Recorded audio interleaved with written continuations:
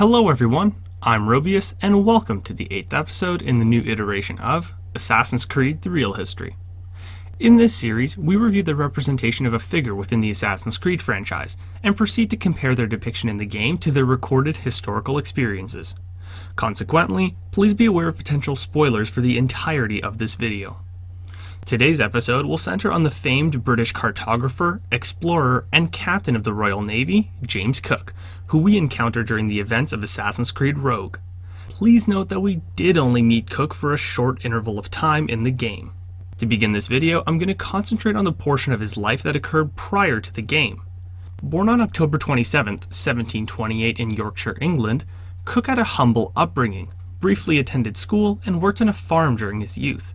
After shifting through workplaces, James eventually secured an apprenticeship with the Merchant Navy, to which he rapidly became committed and spent 3 years learning the tools of the trade. Upon completing the apprenticeship, he was employed on various trade vessels while slowly working his way up in the ranks of the Merchant Navy. In June of 1755, Cook ultimately chose to enlist in the Royal Navy in hopes of accelerating the progress of his career. His timing was logical, as Britain was quickly bolstering its naval forces due to the escalating conflict which became known as the 7 Years' War. Starting at a basic rank, Cook worked hard over the next 2 years and was successfully promoted, while passing the necessary exams until he eventually became the ship's master on the HMS Pembroke and continued his service in the 7 Years' War while in North America. According to the AC lore, at some point after Cook's arrival in the colonies, he befriended the frontiersman and secret member of the Templar Order, Christopher Gist. However, there's no record of such a meeting or friendship existing. Technically speaking, we can now move on to the next chapter, since it would have been after this point where James Cook was first introduced in Assassin's Creed Rogue. As I mentioned earlier, in the game, Cook is introduced to Shay Cormac in mid-1758 as a friend of Gist.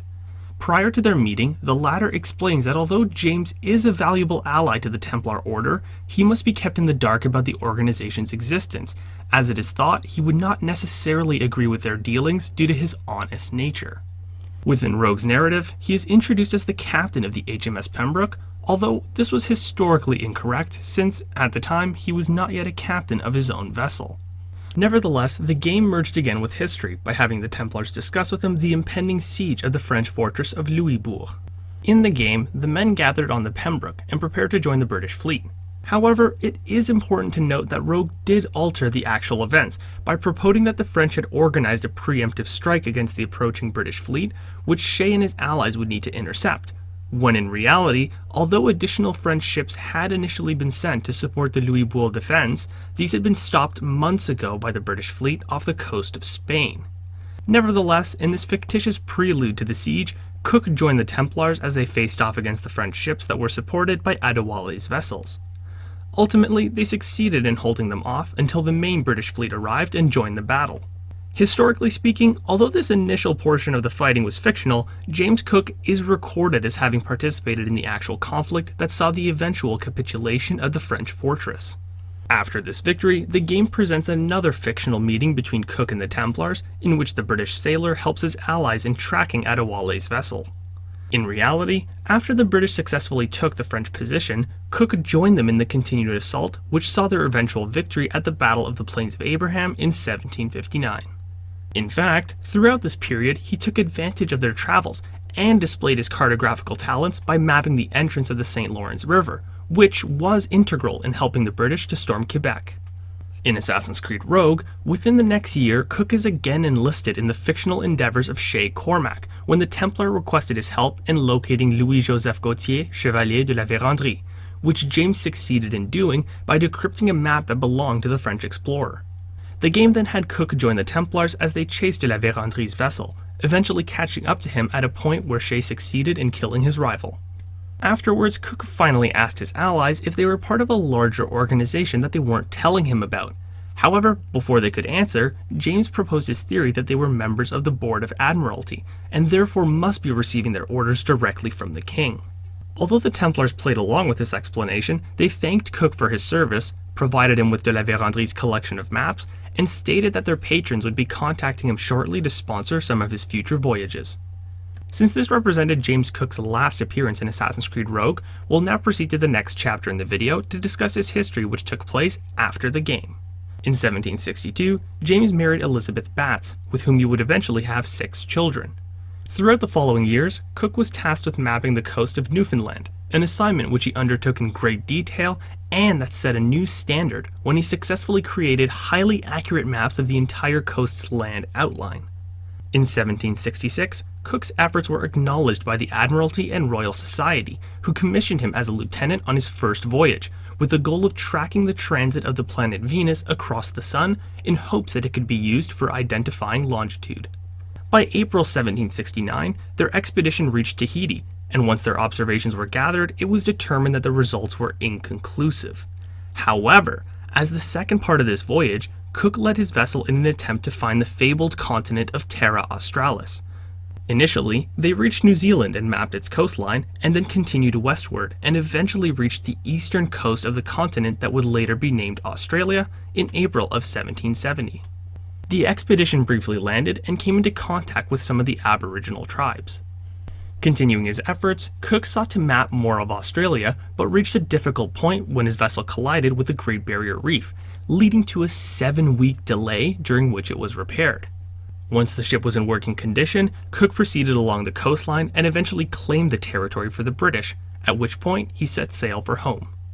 Returning to Britain in mid-1771, after nearly 3 years of travel, Cook became a national figure for his discoveries and was hailed a hero by his contemporaries in the scientific community.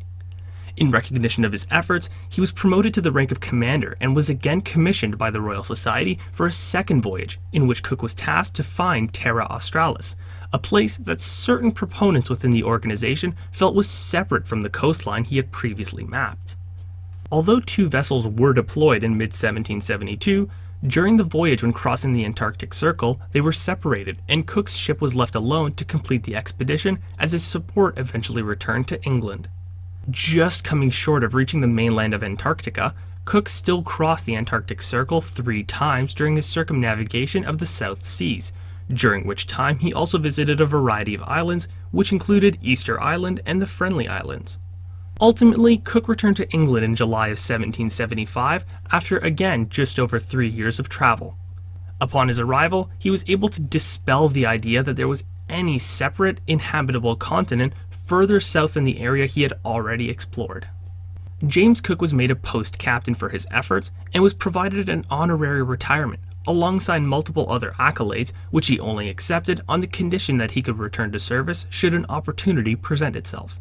It is said King George III rewarded him personally for his efforts.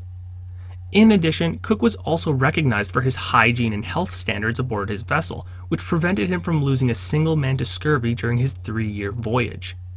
Consequently, by July of 1776, Cook volunteered to join a third voyage, with the purpose of locating an exit from the Northwest Passage. The expedition began by returning their previous guide back to his home in Tahiti, and then proceeding with a northward trajectory, and, in early 1778, he discovered the Hawaiian Islands, which he called the Sandwich Islands. Mapping his way up the western coastline of North America, trading with a native tribe along the way, Cook eventually reached Alaska. By August, he traveled into the Bering Strait, but needed to halt his advance due to significant resistance from the ice. This obstruction forced the explorer to ultimately return southward back to the Sandwich Islands. Upon reaching these islands in January of 1779, Cook organized preparations for another attempt at reaching the Northwest Passage, which he hoped to launch in the following season. After around a month, they set out again, but were almost immediately forced to return when his vessel's foremast was damaged. During this entire period, Cook and his crew came into contact with the local Hawaiians. Although this idea is debated by certain sources, many, including Cook's own crew, believe the natives initially saw the Europeans as deities, and Cook specifically as an incarnation of one of their gods for a variety of reasons, which included the fact that they arrived during a festival of worship, the similarity of their vessel with a local religious symbolism, and the manner by which they circled the island upon their approach. Unfortunately, after returning for their repairs, the relationship between the two parties became strained, and then a group of locals stole one of the European small boats. After being constantly misled in his attempt to recover it, Cook decided instead to capture the local king to gain leverage on the population. He tried to achieve this goal on February 14th, 1779, by meeting with the king, and then leading the willing ruler with a ruse towards his vessel. Once they reached the shore, they were confronted by other locals, who convinced the king that Cook was his enemy. This led to a short confrontation in which the captain was brutally beaten and stabbed to death by a group of natives in response, with 4 of his marines also being killed. It is believed that Cook was still seen as a figure of importance to the locals, as he was given a chief's ritualistic funeral, meaning his body was cut up, his flesh was cooked and then removed from his bones, and his hands were preserved in salt. Some of his remains were eventually returned to his crew, who later buried him at sea on February 21st.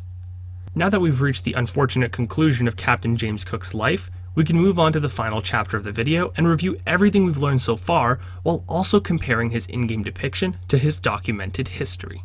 Let's begin this section by quickly listing the outright fictional components of James Cook's portrayal in Assassin's Creed Rogue. On an obvious note, he was not an unintentional ally of this imaginary iteration of the Templar Order, and consequently never served as a resource for locating individuals, as he did when finding Adewale and de la Vérendrye in the game story. In addition, although he was presented as a captain in the game, he had not yet attained that rank, and was actually serving as the master of the HMS Pembroke at that time in the 7 Years' War. According to certain sources, it could also be said that the same vessel was presented as being of a larger caliber than it was historically. In terms of the correctly represented portions of Cook's portrayal, it can simply be said that he was in fact serving in the 7 Years' War for the British at that time, and that he did participate in the battle at Louisbourg while aboard the HMS Pembroke. After completing this brief recap of Cook's involvement in the game, we can now discuss whether or not he was fairly depicted in Assassin's Creed Rogue. Basically, I'm inclined to say that he was in fact well portrayed, although it's important to keep in mind that he only made a few quick appearances in the game. Having said that, even though we solely meet Cook during some of the lesser known years of his life while he served in the war, I really liked how the writers managed to tie in his future endeavors into their AC narrative. Perhaps my favorite example of this was how he mistook the Templars as being members of the Board of Admiralty, and how Shay responded by stating that, in thanks for Cook's help, their patrons would be contacting him to sponsor some of his future expeditions. This was an interesting nod to the history, since the Admiralty and Royal Society began sponsoring some of his voyages from 1766 onwards, which the game implies was partially as a show of thanks for the work he completed in the background within Rogue's story. This scene was actually further building upon a discussion which had occurred earlier in the game. During that conversation, Shay alluded to seeing a map, while casually omitting that it was a precursor artifact, on which he'd seen a landmass that had yet to be discovered by the British Empire.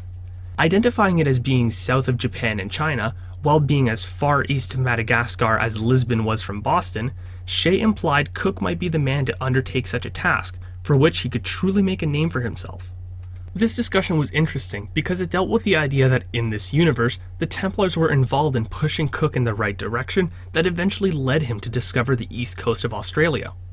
The final, minor component worth mentioning was the way the Templars also provided him with de la Vérendrye's maps, which implied these may have helped Cook improve his cartographical talents.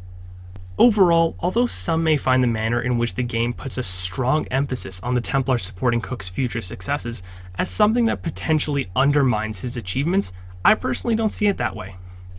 To me, it was just another way to demonstrate how the talent and ambition of this incredibly resourceful individual was recognized by more people in positions of power who decided to invest in his upcoming endeavors, much as was the case when considering his actual history. Tying into that point, I also like the way he was depicted in terms of his behavior and personal characteristics. The game introduced us to an experienced, brilliant, and inventive individual who was said to be incredibly honest, which the narrative in Rogue presented as the reason why the Templars didn't involve him in their organization. Aside from the overt honesty, I was able to find clear indications of all the traits presented in the game. And when you take a look at his history, with Cook coming from a modest upbringing, working through his youth, and ultimately being among the few men able to rise from the lowest ranks in the Royal Navy to eventually become a captain of his own vessel and contribute heavily to the further expansion of the British Empire, I must say that it was nice to see that humble talent reflected effectively in Assassin's Creed Rogue's story. And with that, we have reached the end of today's video. If you enjoyed this content, please help spread the word about this series by sharing it with your friends, and feel free to check out the other available episodes. Should you have a request for a future video topic, please leave it in the comments. My sources for making this video can be found in the description bar below. Thanks for watching.